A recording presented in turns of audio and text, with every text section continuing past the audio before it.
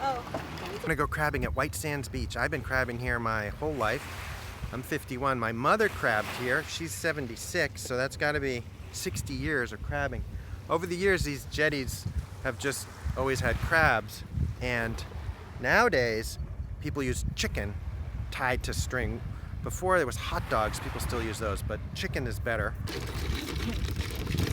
When I was a kid, they had mussels on these jetties, and we'd crack the mussel and put the meat and the mussel with its shell on a clothespin and tie a string to the clothespin. But the idea is always the same. Drop it down, watch the crabs come up, let them get a hold of it, and then pull it up slowly, not near any rocks for them to grab onto.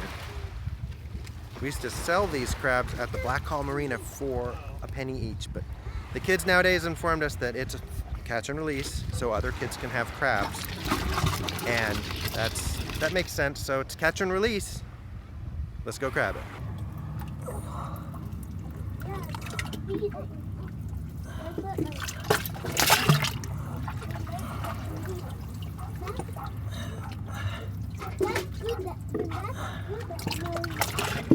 All right, ready?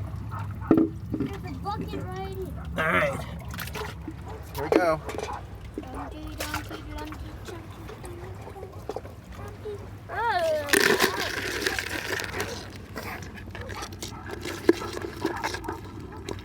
Flip over. That's a red one, isn't it? Yeah.